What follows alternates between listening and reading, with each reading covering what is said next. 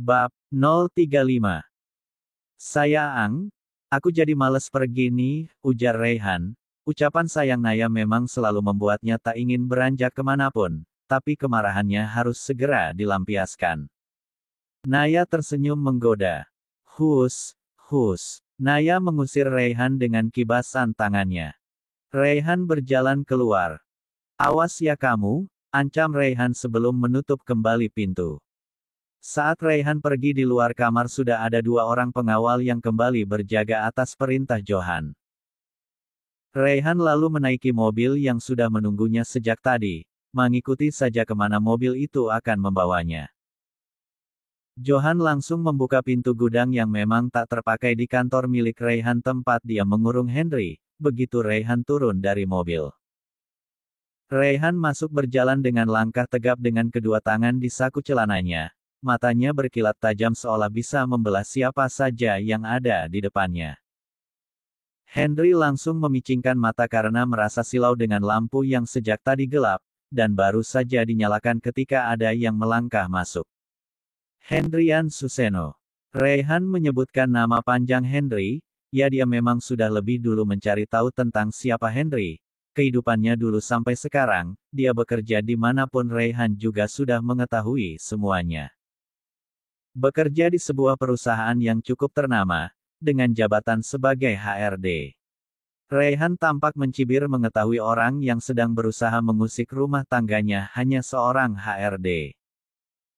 Sedang menjalin hubungan dengan seorang wanita bernama Fiona, anak dari Surya Pratama seorang manajer di perusahaan yang sama, lanjut Rayhan. Berhubungan dengan Nay. Rayhan menghentikan omongannya sendiri tampak sangat tidak suka ketika harus mengungkit Henry yang pernah menjalin hubungan dengan istrinya. Oke, sudah cukup berbasa-basinya, ujar Rayhan formal, padahal sejak tadi yang terus saja berbasa-basi dirinya sendiri. Mata Henry semakin membelalak kaget, dia berpikir siapa sebenarnya suami Naya ini dan bagaimana dia bisa begitu cepat mengetahui seluk-beluk dirinya. HRD. Rayhan menggeleng-gelengkan kepalanya lalu terus berdecak. Apa maumu? Sentak Henry kemudian sambil berusaha melepaskan diri dari ikatan. Cek cek cek. Henry, sepertinya kamu tidak sadar sedang berurusan dengan siapa. Rayhan berkata santai sambil duduk di kursi yang telah disediakan oleh Johan. Buka ikatannya Han, perintah Rayhan. Dia akan merasa seperti seorang pengecut jika harus memukuli orang dalam keadaan terikat seperti itu. Johan langsung membuka ikatan Henry. Aku bisa saja langsung menghubungi perusahaan tempatmu bekerja untuk segera memecat seorang karyawan tidak berguna sepertimu, berkata Rayhan santai saat melihat Henry hendak menyerangnya. Mendengar perkataan Rayhan, Henry kembali duduk dengan perasaan was-was. Mencoba mengingat dengan siapa dia berhadapan sekarang. Rayhan Erlangga Kusuma, silahkan kamu ingat-ingat namaku. Rayhan menyebutkan namanya saat melihat raut wajah Henry yang tampak sedang berusaha mencari tahu dengan isi kepalanya. Wajah Henry langsung terlihat memucat begitu menyadari bahwa suami Vianti adalah orang yang juga mempunyai saham yang lumayan besar di tempatnya bekerja. Sudah ingat siapa yang sedang kamu hadapi sekarang? Tanya Rayhan dingin. Henry hanya menunduk seraya berucap. Maaf, ujarnya pelan. Maaf. Rayhan menatap heran. Pergi kemana sikap berani dan kurang ajarmu saat sandiwara burukmu yang dengan bangganya mengatakan bahwa istriku pernah hamil denganmu? Gertak Rayhan.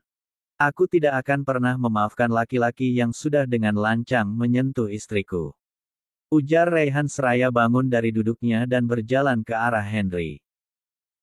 Ikatanmu sudah dilepas, kamu bisa melawan aku tidak suka jika harus memukul orang tanpa perlawanan, ujar Rayhan seraya menggulung lengan kemejanya seolah sudah bersiap untuk menghajar lelaki tak berguna di hadapannya.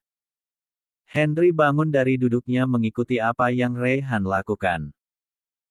Dia berpikir untuk melawan Rayhan setidaknya Rayhan tidak akan membuat dia dipecat dari pekerjaannya jika dia meladeni kemauan Rayhan sekarang untuk baku hantam, biarlah babak belur asal dia tidak terancam dipecat dari pekerjaan. Bagus, puji Raihan melihat Henry yang sudah melakukan ancang-ancang untuk menyerangnya. Raihan meregangkan kedua tangannya bersiap menerima serangan dari Henry. Henry berlari menyerang Raihan. Raihan dengan sigap menangkis setiap serangan yang dilayangkan Henry bahkan. Raihan dengan santai menghadapi Henry yang hanya menyerangnya asal-asalan. Henry tidak sadar sedang berhadapan dengan seorang pemegang sabuk hitam dan pernah menjadi seorang pelatih karate sebelum memutuskan untuk fokus pada perusahaannya. Meski begitu, Raihan tidak pernah mau menggunakan kemampuannya. Dia lebih senang meninju orang dengan kepalan tangannya, seperti sekarang saat Henry sudah tidak berdaya dan terkapar karena Raihan meninjunya tanpa henti. Bilang pada Dani, jangan pernah mengusik istriku jika dia masih melakukannya. Aku tidak segan untuk membuat perusahaannya bangkrut, ujar Raihan seraya menginjak perut Henry. Perusahaan Raihan memang lebih besar daripada papahnya, makanya Dani begitu berambisi memisahkan Raihan dan Naya. Dia ingin menguasai semua perusahaan anaknya itu. Henry terbatuk-batuk, dia merasa menyesal telah mengikuti perintah Dani. Ternyata anaknya lebih menakutkan daripada si tua bangka Dani, batin Henry, dan uang dari Dani sudah dipastikan akan habis terpakai untuk pergi ke rumah sakit, belum lagi Dani yang akan murka jika tahu rencananya telah gagal total. Raihan memanggil Johan yang hanya berdiri di luar. Johan merasa tak habis pikir dengan kelakuan bosnya. Jika hanya untuk menghajar Henry dia bisa memerintahkan anak buahnya untuk mengerjakannya tanpa harus capek-capek dan mengotori tangannya sendiri. Sejak tadi Johan hanya mampu menarik napas melihat tingkah bosnya. Johan berjalan mendekat pada Raihan yang sedang mengenakan jasnya kembali. Bawa tuh orang ke hadapannya Dani. Baik Pak, sahut Johan. Dia segera memerintahkan Sofyan anak buah terbaiknya untuk membawa Henry ke Jakarta. Setelah itu Johan melirik ke meja Raihan yang nampak kotor terkena darah Henry. Bapak mau kemana? Tanya Johan kemudian. Pertanyaan aneh. Jawab Raihan dengan sinis. Maksud saya, Bapak mau kembali ke hotel dengan baju yang dipenuhi bercak darah seperti itu. Menunjuk bagian dada Raihan yang terkena noda darah dan berbau amis. Raihan melihat ke mejanya sendiri. Saya akan menggantinya, kata Raihan kembali melepaskan jas dan membuka kancing kemejanya satu persatu. Sedangkan Johan mengambil kemeja baru berwarna gelap yang ada di dalam mobil dan menyerahkan pada Raihan yang kini hanya mengenakan kaos oblong berwarna hitam.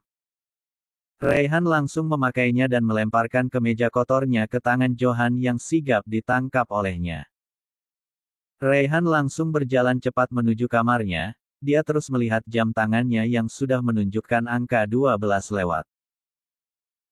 Cukup lama juga dia meninggalkan Naya, padahal dia sudah berjanji untuk tidak akan lama, tapi wajah bodoh Henry yang dilihatnya sangat membuat emosinya terpancing jadi perlu waktu lama untuk melampiaskan semua emosi yang hampir meledak di kepalanya.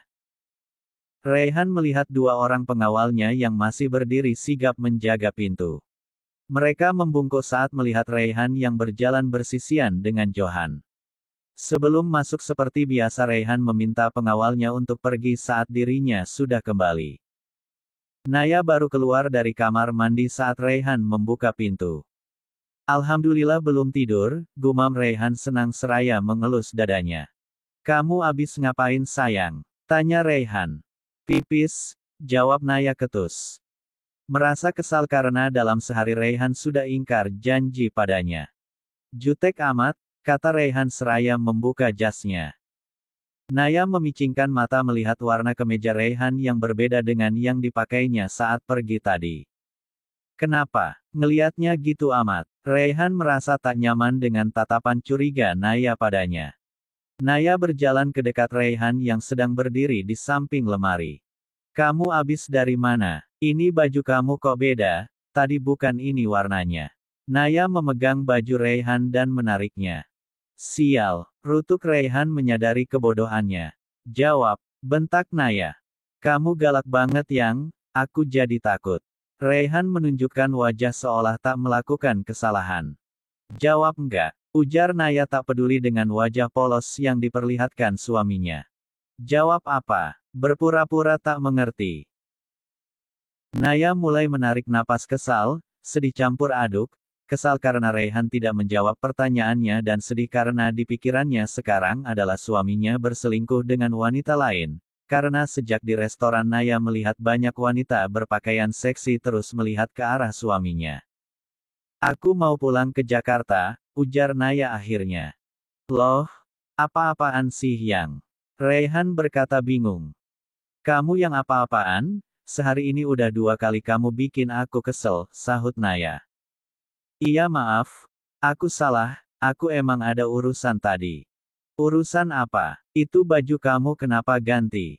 Abis ketemu sama wanita mana? Tanya Naya dengan nada cemburu. Astagfirullah yang, gini-gini juga aku nggak doyan selingkuh, sahut Raihan kaget Naya menuduhnya berselingkuh. Tapi muka kamu itu muka tukang selingkuh. Bentak Naya. Amit-amit dah yang, kamu nuduhnya parah banget, beneran aku nggak selingkuh. Suir, mengangkat kedua jarinya ke depan wajah Naya. Kedekatan, ujarnya saat tangannya sengaja berada di depan mata istrinya. Jangan ngelawak, aku lagi kesel. Nggak ngelawak, emang rem tanganku lagi blong ini. Raihan memeluk Naya. Aku mandi dulu ya. Bodoh. Naya masih merasa dongkol Raihan tak juga menjawab pertanyaannya sejak tadi. Ya udah, jangan tidur aku mau mandi dulu. Kap, mencium kening Naya yang masih cemberut. Di dalam kepala Raihan sudah terbayang hasrat yang ditahannya sejak di Jakarta akan segera tersalurkan. Raihan dan Naya menaiki mobil yang dikendarai sendiri oleh sang suami. Dia tidak mau ada orang ketiga untuk saat ini, bahkan para pengawalnya tidak diperkenankan untuk mengikuti. Raihan ingin benar-benar berduaan dengan istrinya. Dia ingin menikmati honeymoon dadakan seperti yang Roman bilang. Sambil menyetir sebelah tangannya terus menggenggam tangan istrinya sesekali mengecup hangat. Merasa bahagia saat melihat istrinya terus menyunggingkan senyum. Kita mau kemana? Tanya Naya kemudian karena sejak tadi suaminya belum juga memberitahukan tujuan mereka. Nanti juga kamu tahu. Raihan menjawab penuh rahasia. Naya menarik tangannya berpura-pura marah, tapi sesaat kemudian dia mencium pipi Raihan dengan cepat, lalu tersipu malu saat Raihan mencubit hidungnya. Kamu kayaknya mulai genit ya sama aku, cium-cium terus, ujar Raihan nampak menggoda Naya yang kini duduk merosot di sebelahnya seraya menutup wajah dengan kedua tangannya sambil terus menahan senyum. Di sisi lain orang suruhan Dani terus mengikuti mobil yang dikendarai Raihan, mereka terus memantau kemana target mereka pergi menunggu kesempatan yang tepat untuk menjalankan perintah Dani. Namun Johan pun tak tinggal diam. Meski Raihan memintanya untuk menggantikannya di kantor, Johan tetap menginstruksikan para anak buahnya mengikuti Raihan, meski Raihan sudah melarang. Kekhawatiran Johan pada bosnya membuat dia diam-diam bergerak tanpa sepengetahuan Raihan, karena dia sudah tahu semua rencana apalagi yang akan dilakukan oleh Dani, mantan atasan orang tua. Meskipun Dani adalah mantan atasan orang tua. Johan sangat tidak suka dengan semua sifat Dani yang ingin menguasai harta Raihan yang dimilikinya dengan jerih payah sendiri tanpa embel-embel dan bantuan dari Dani. Saat mendapat laporan bahwa Dani memiliki rencana lain dari mata-mata yang dia kirimnya untuk mengintai Dani, Johan merasa sangat geram mendengarnya. Orang tua itu belum juga menyerah, dia akan terus melakukan apapun sampai keinginannya tercapai, guman Johan. Raihan harus merasa beruntung memiliki Johan sebagai asisten pribadinya, karena Johan bisa melakukan apa saja, semua pekerjaan yang Raihan berikan dengan mudah bisa dia lakukan. Seperti sekarang, dia menggantikan Raihan di kantor, tapi dia juga tetap menjaga bosnya dari bahaya apapun yang kini sedang mengintai kemanapun Raihan dan Naya melangkah. CHARLOTTENBURG Palace. Naya tampak sangat terpukau dengan apa yang ada di hadapannya sekarang. Sebuah bangunan istana yang indah dan mewah menghiasi pandangannya. Tampak pilar-pilar besar yang mungkin umurnya sudah tua, namun siapa sangka masih terlihat sangat kokoh. Suka, Tanya Raihan seraya merangkul bahu Naya dengan mesra. Suka banget, jawab Naya antusias. Raihan mengajak Naya masuk ke halaman belakang istana. Mereka melewati koridor-koridor dengan ukiran-ukiran antik di setiap sisinya. Indah banget mas, ujar Naya masih terus mengagumi setiap apa yang terlihat di matanya. Masih banyak tempat-tempat indah di Jerman yang harus kamu kunjungi sayang. Raihan berkata seraya terus melangkahkan kakinya menuju taman besar yang dikelilingi hutan. Tempat yang pastinya sangat sejuk untuk sekedar menghirup udara segar yang. Dan pastinya akan sangat jauh berbeda dengan udara di ibu kota tempatnya menginap. Kamu mau kan membawa aku mengunjungi tempat-tempat itu kan mas? Tanya Naya dengan sangat bersemangat. Pasti sayang, aku akan membawa kemanapun kamu mau. Asal kamu selalu bersamaku, ujar Raihan sambil menyandarkan Naya di sebuah pohon yang lumayan besar saat mereka sudah ada di taman. Naya menjingkitkan kakinya menangkupkan kedua tangan di pipi suaminya lalu mengecup kening Raihan dengan sangat dalam dan hangat. Kecupan yang menandakan bahwa dia sangat berterima kasih juga beruntung memiliki suami seorang Raihan Erlangga Kusuma. Meski di awal pernikahan dia harus merasakan kedinginan sikap suaminya bahkan tanpa segan Raihan melayangkan pukulan pada tubuhnya. Tapi sekarang semua berubah, hanya ada kelembutan, senyuman juga terkadang tingkah konyol seorang Raihan.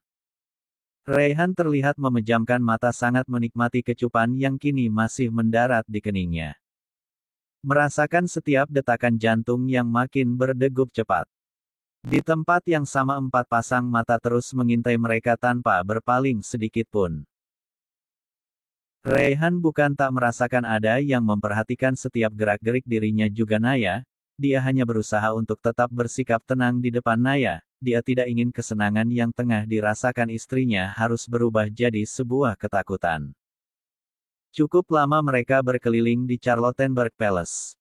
Udah puas belum? Tanya Raihan mengagetkan Naya yang tengah berselfie naik menyender di sebuah pilar besar. Iya, Naya manggut-manggut sambil melihat hasil selfie di ponselnya. Ya udah kita kembali ke hotel sekarang, ajak Raihan menggandeng Naya. Tunggu dulu. Apa lagi sayang? Raihan bertanya gemas. Aku mau selfie sama kamu.